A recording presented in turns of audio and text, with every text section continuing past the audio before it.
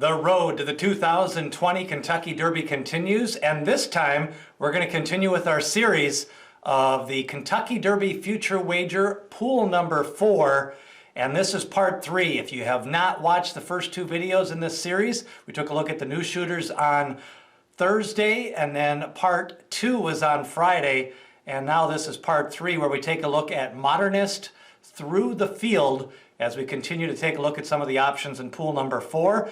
Modernist, of course, won the second and slower division of the Risen Star Stakes at the fairgrounds, then came back and ran kind of an even third place finish in the Louisiana Derby. I still think his wire-to-wire victory out of the one hole was kind of a little bit pace aided and also track biased aided, as several horses went wire-to-wire, notably Finite.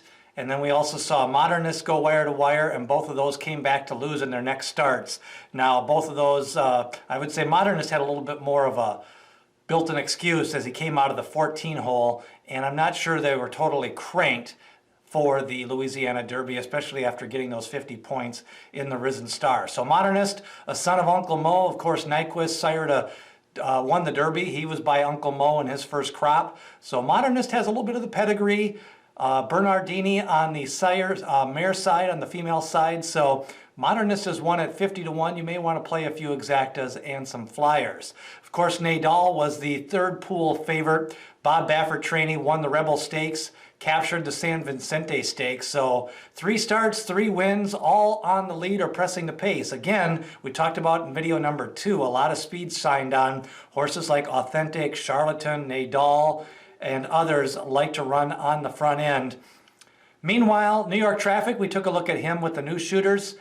Volante is one who could take advantage of all that speed. Of course, Volante won the Sam F. Davis, came from behind that day, took advantage of a fast pace. The Brisnet pace call that day was fast, 11 points at the first and second call.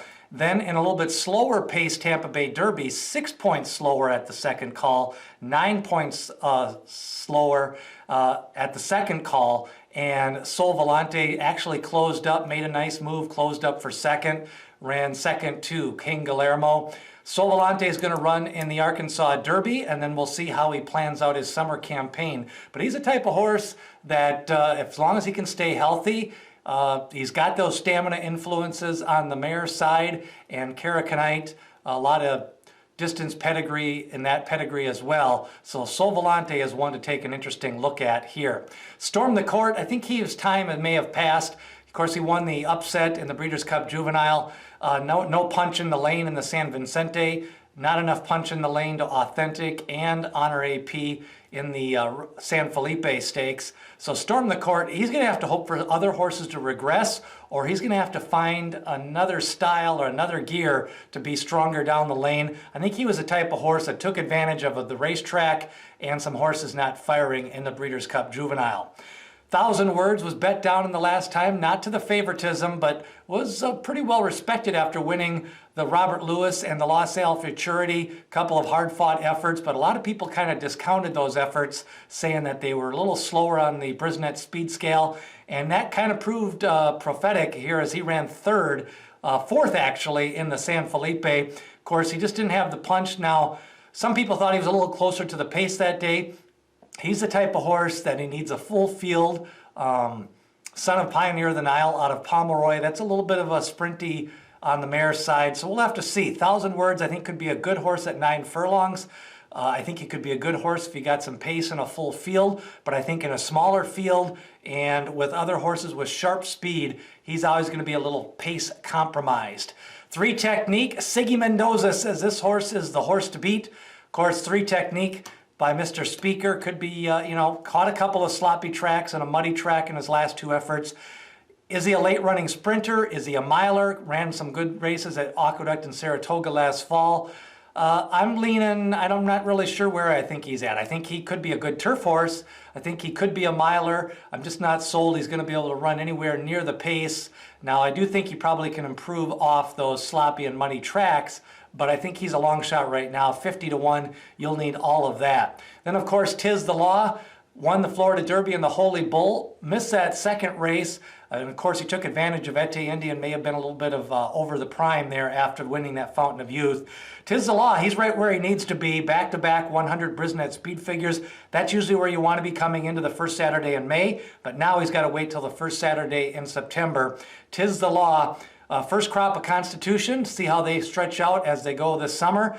And, you know, he's lightly raced. He's got 5 starts, so he's in a perfect spot. Boy, the Derby, this is the type of horse that if he doesn't win the Derby in September, you're always going to look back and say he could have won it in May. He's got 5 starts. He had 3 starts as a juvenile. He's fresh after skipping 12 weeks. He got the win in the Florida Derby, came from just off the pace. Fractions were a little bit slow at the half mile, 47 and 4, but he still came home with a 100 Brisnet speed figure. 'Tis the Law is the type of horse he was hoping the Derby was the first Saturday in May. Of course, Wells Bayou, he's another front runner. He is going to go to the Arkansas Derby right now. That's the plan. He front run and set some fast fractions in the Southwest Stakes. Then he slowed down that pace, still ran a little bit faster than average, but that long distance of the Louisiana Derby helped him. He kind of ran the other horses off their feet. And then number 24, all other 3-year-olds. There's a lot of 3-year-olds out there that could improve by the first Saturday in September. That's going to be your betting favorite here in pool number 4. So who do you like? Do you like Wells Bayou, 'Tis the Law, Modernist? Leave a note or a comment. Hit subscribe. Share this video with all your horse racing friends. We're taking a look at all of these horses as we continue to get ready for the Kentucky Derby 2020.